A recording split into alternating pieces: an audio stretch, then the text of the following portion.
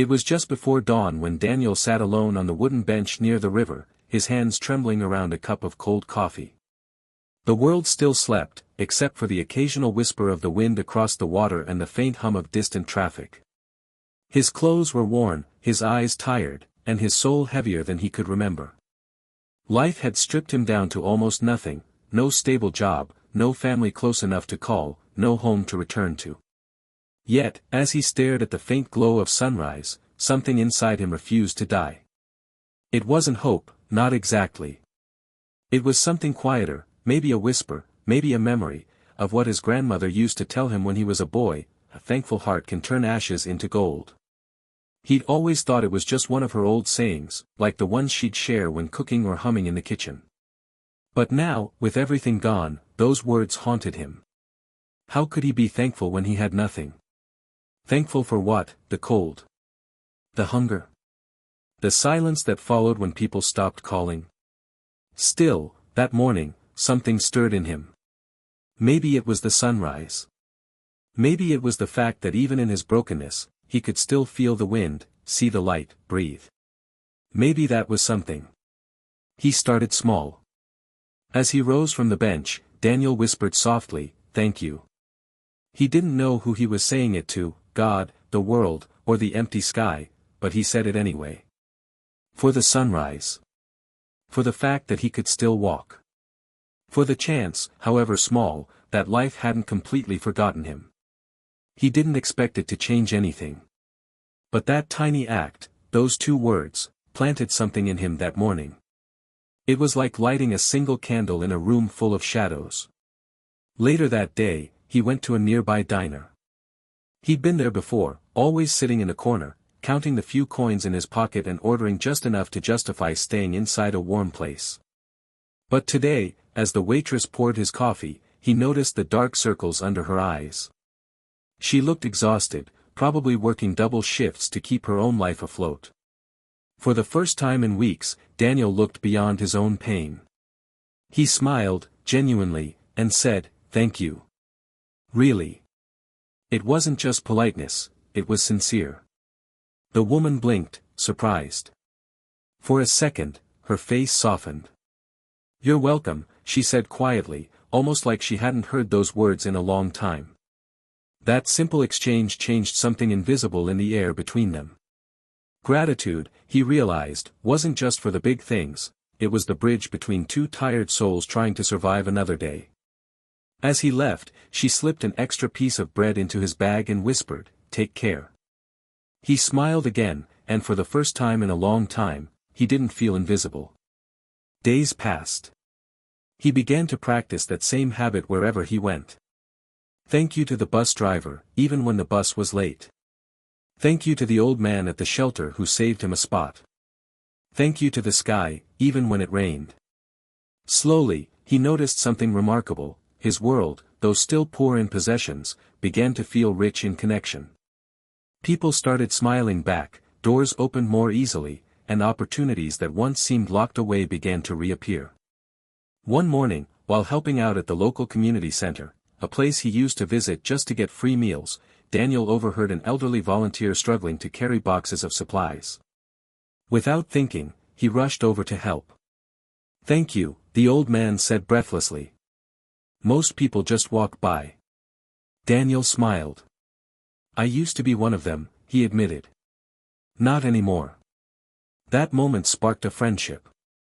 The man, named Mr. Harris, ran a small repair shop and offered Daniel some part-time work fixing old furniture.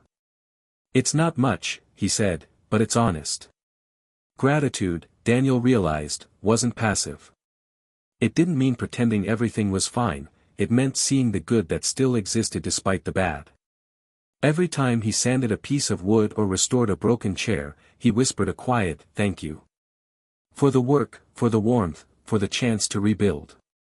With each passing week, he earned a little money and a lot of respect. Mr. Harris noticed his dedication and offered him more responsibility. "You've got steady hands," he said. "And a steady heart, that's rare." Months rolled by. Daniel managed to rent a small apartment, nothing fancy, but it had a roof, a bed, and a window overlooking the same river where he'd once sat with that cold cup of coffee. Life hadn't magically become easy, but it had become meaningful. The more thankful he became, the more life seemed to respond in kind. People trusted him. Work found him. And deep inside, the heavy fog that had once filled his chest began to lift. One evening, as he walked home through the soft orange glow of sunset, Daniel saw a young boy sitting alone on the curb, crying.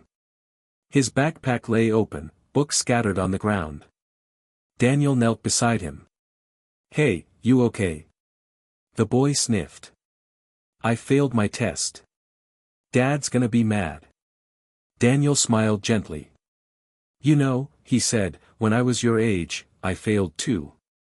But my grandma used to tell me, failure isn't the end, it's just a lesson wrapped in pain.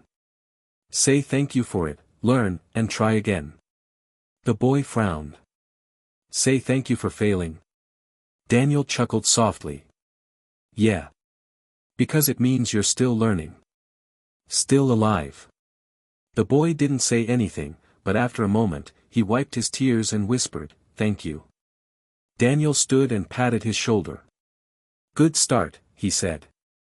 And as he walked away, he felt something profound. His words weren't just advice, they were proof that he had changed. Years later, Daniel opened his own small carpentry shop. Above the door, on a carved wooden sign, were the words, "Grateful Hands." People loved his work, not just for its craftsmanship but for the warmth and sincerity that came with it. Every customer left smiling, because Daniel treated each piece, each client, and each conversation with appreciation. He became known not for being the richest or the fastest, but for the peace he carried with him wherever he went. One day, a journalist visited his shop for a local story about small businesses. "You've built something special here," she said. "What's your secret?" Daniel smiled, setting down his tools. "A thankful heart," he replied. "It doesn't make life perfect. But it makes every moment worth living." When the interview aired, his story touched thousands. Letters poured in, from people struggling, broken, or lost, all saying the same thing, "Thank you." They thanked him for reminding them that gratitude wasn't weakness, it was strength. The quiet kind that rebuilt lives. And in the final scene of his life's journey, Daniel sat once again by that same river, years older now but with peace shining in his eyes. He sipped his coffee, warm this time, and watched the sunrise. He smiled, whispering the words that had saved him, "Thank you." He didn't need applause, wealth, or fame. Gratitude had already made him the richest man alive. And as the golden light touched his face, he spoke softly, almost like a prayer meant for anyone listening, "If this story reached you, don't forget to be thankful for your own journey. And if it brought you peace, subscribe to Wordy Tales, and share a little light with someone else."